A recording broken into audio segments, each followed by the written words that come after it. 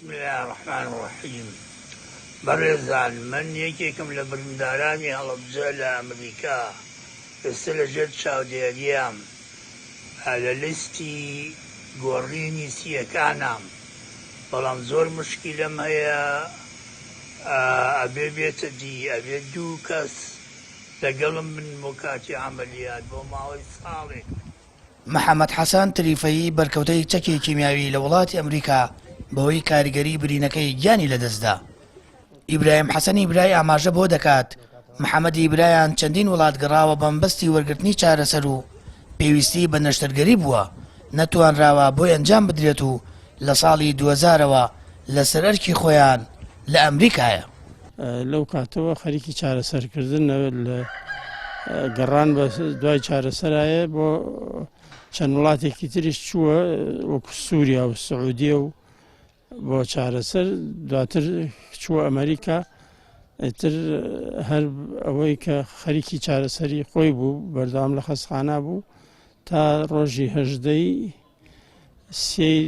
ئەم ساڵ 2021 لە شاری ناشڤیل لە خەستخانەیەک لەوێ وفاتی کرد. پێشستی بە نەشتەرگەری چاندنی سیەکانی هەبوو بەس بۆی نەکرا بەداخەوە تاکو وفاتی کرد بۆ کاریگەری سیەکانی و کاریگەری چەکی کیمیایی. ئەندامێکی دەستەی باڵای کۆمەڵەی قوربانیانی کیمیابارانی هەڵەبجە ئاماژە بۆ دەکات حکوومەت و دەسەڵاتی کوردی بە تەواوی برینداران و بەرکەوتوانی چەکی کیمیاوی داوەتە دەستقەدەر ناتوانێت چارەسەری پێویستیان بکات.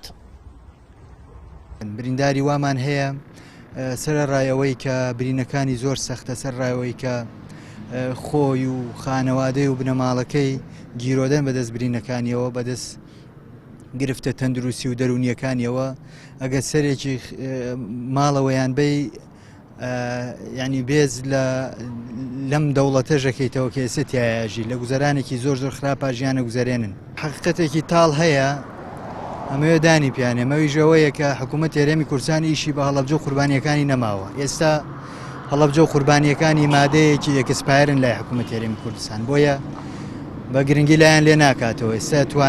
ئێستا کاڵای بەرکار و کاڵای گرنگ لای حکوومەت هێرێمی کوردستان بیرەنەوت و خاڵە سنووریەکان و پۆست و پلەیە لە بەغدایە.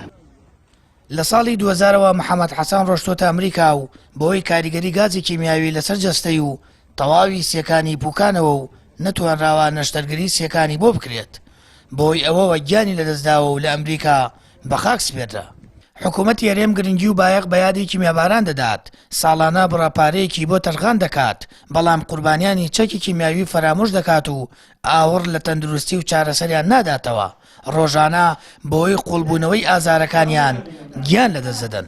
بەپی ئامارەکانیش لە ساڵی 2003ەوە 117 بەرکەوتەی چەکی کیمیاوی گیانیان لەدەستداوە و 24 برینداریش ڕۆژانە ئۆکسجین بەکاردێن و تەندروستیان ناجێگیرە. سامان فتاح کەناڵی ئاسمانی پەیام هەڵەبجە.